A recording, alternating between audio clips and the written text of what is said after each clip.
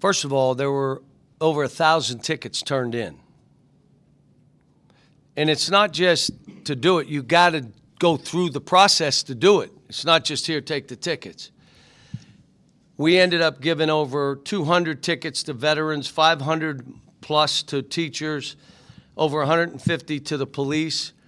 And the students, we gave away 15,000. So you saw them behind our, they ran in and took the best seat they could get.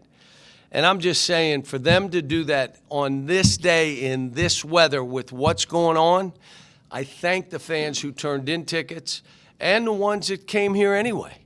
Like, there were probably 8,000 that drove here from somewhere. It's a big deal. It's a big deal. I think they're falling in love with this team. And thank goodness we had a will to win the last 7-8 minutes. But they didn't quit. You had to take the game. They came in. They played harder. They were rougher. They executed. We didn't stay in front enough, so it wasn't 5-on-5. We tried to steal too many balls. Every time we tried to steal, they scored, and we fouled too much. And then the one thing, we shot a really high percentage, except from the foul line. How do you shoot 30% from the foul? What are you talking about? We're one of the best free throw shooting teams in the country. But that tells you they're not machines, they're not robots. They have minds. At times they could be fragile. So, but it was a good win for us.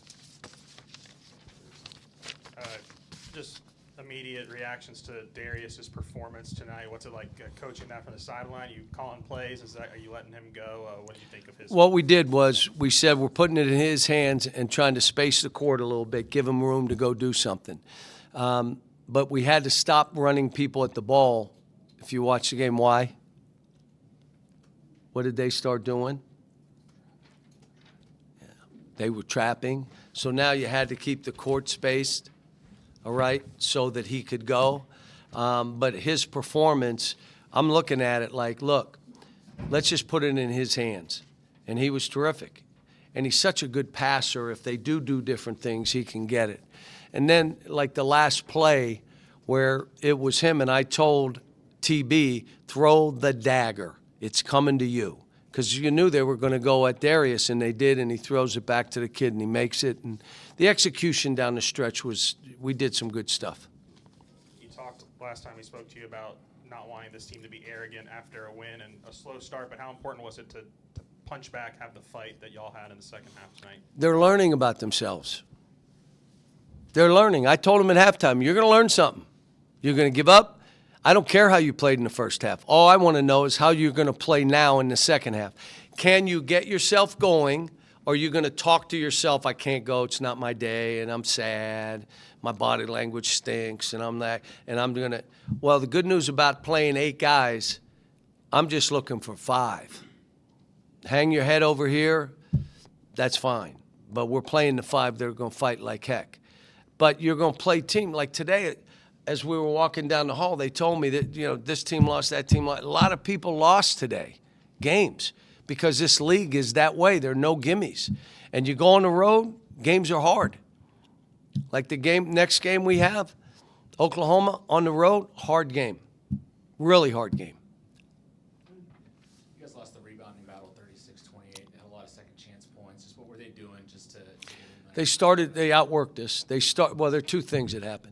They outworked us, but they got in the lane so easily that their bigs could run up our backs. And that's how they did starting the game. But the other part of it was it's you and him, and you're fighting, and he outfights you. What do you want me to do? I can only say so much to the official. You're going to have to fight. So they had 14 points at half on second shots. And then the second half, you know. But I will say this, the ones that we needed to rebound at the end, we rebounded. That's a will to win. I mean, I know LSU's not at the top of the standings, but just to be able to grit out.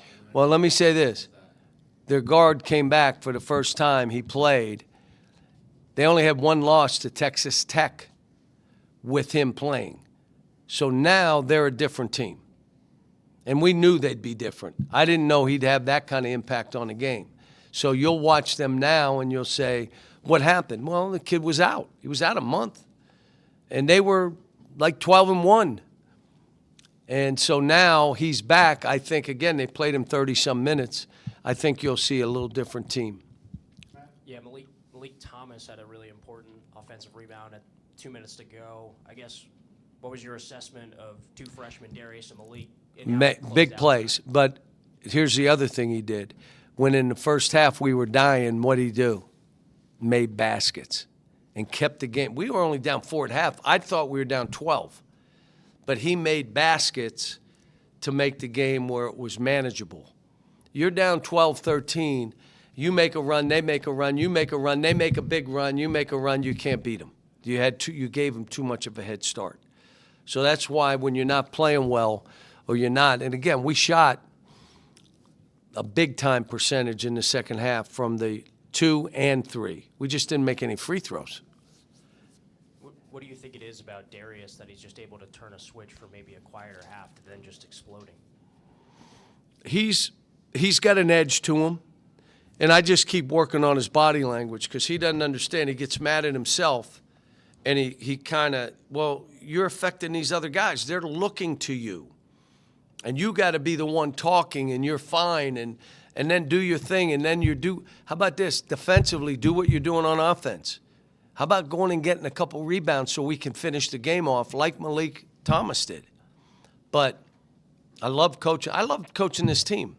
I told him, I walk in every day, I'm happy because I have a talented team. I got a job to do, hold them accountable, help them cross the finish line. But I'm trying to do everything I can. I keep saying, be a star in your role. Like you watched Carter, who was sick, he and Nick were both sick. But Carter, how's he rebounding now? Right? All of a sudden, he's a different player.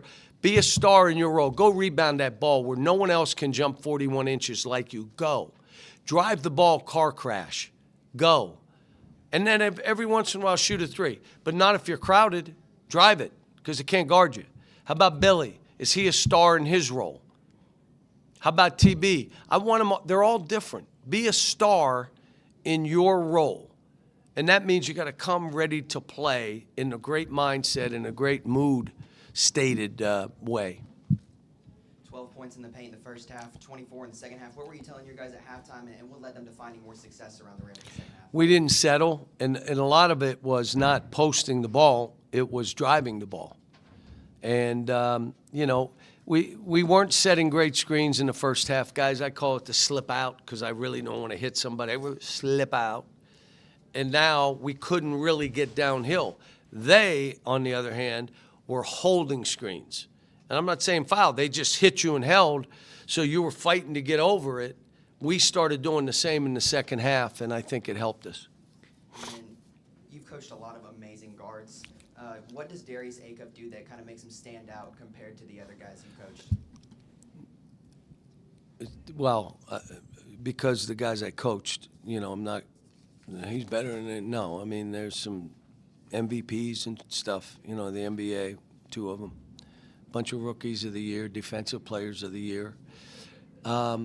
He's a beast kid. I call him a beast. You're a beast. Beast a guy. Really skilled and is wired and driven to get better, and it means something to him. Those are things I can't. When you don't care about it or you're delusional about what you're going to be able to do, it's no fun coaching. And I've had meetings where I say to guys, do I want this more than you want it for yourself? Because if I do, tell me so I'm not getting crazy. Because when you get crazy as a coach, you're crazy to all the rest of your players. You're so mad at this guy because he won't bring it, he won't go take it. You end up getting mad at other guys, and it's not fair to them. So every once in a while, I have those meetings. You don't have to do that with him. The only thing I said to him the other day, body language, energy at times. You kind of looks like you're going, you jog, you don't go after a ball, and I'm losing my mind. And I said, do you understand I know how good you are? I know. But I want you to be the best player in the country, not just a good player. And until you clean this stuff up, You're not going to be.